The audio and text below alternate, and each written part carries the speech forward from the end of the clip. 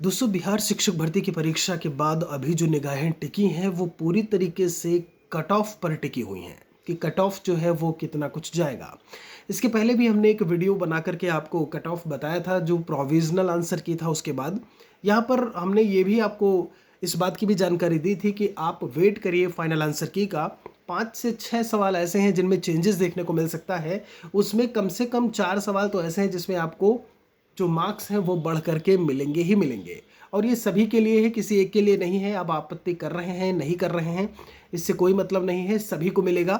सभी को जो है वो बराबर नंबर जो है वो दिए जाएंगे। लेकिन एक चीज़ ध्यान रहे, जब आपत्ति के लिए पैसे नहीं लग रहे हैं तो आप आपत्ति दर्ज जरूर करवाएं। 11 सितंबर 2023 लास्ट डेट है।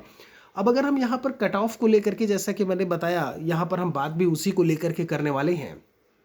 इसके पहले जैसे कि हमने जानकारी दी थी अनरिजर्व कैटेगरी के लिए कि आपका लगभग 55 नंबर मान के चलिए कि जो आपका सीटों की संख्या 15,947 है। जब हम मेल की बात करते हैं तो आपकी कट ऑफ इतनी जा सकती है। वहीं फीमेल के लिए लगभग आपका 48 से 52 नंबर के आसपास जो है, इस बात के बारे में हमने जो है वो जानकारी दी थी।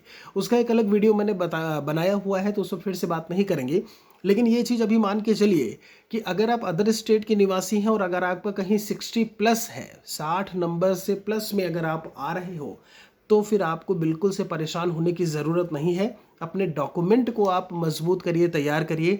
डॉक्यूमेंट वेरिफिकेशन यानी कि डीवी के लिए अब आप अपने आप को तैयार करिए, तैयार रहिए। वहीं अगर मैं बात करूं यहाँ पर, जैसा कि मैंने 60 प्लस बोला आपका, ऐसा नहीं है कि 55 पर नहीं हो सकता, लेकिन 60 प्लस या 60 है अगर आपका, तो आप पूरी तरीके से अपने आप को सिक्योर समझिए। दूसरी तरफ अगर हम बिहार के निवासियों की बात करें तो उनके लिए जो कट ऑफ है वो आपके 45-44 नंबर भी जा सकती है। ये बात ध्यान रखिएगा। सीटों की संख्या 50,000 है जो उनके लिए है। कितनी? 50,000। साथ में जो आपका ये 31,000 सीटें हैं मेल और फीमेल जनरल वाले को मिला करके, जो बिहार का निवासी जनरल कैंडिडेट है वो भी इन्हीं सीटों में फाइट करेगा। ये चीज़ भी याद रखिएगा। साथ में वहाँ पर 50,000 सीटें जो है वो अलग है, लगभग 80,000 सीटें थी। दोनों को मिला करके अगर हम बात करें तो कुछ इस तरीके से जो आंकड़ा है वो निकल करके सामने आता है।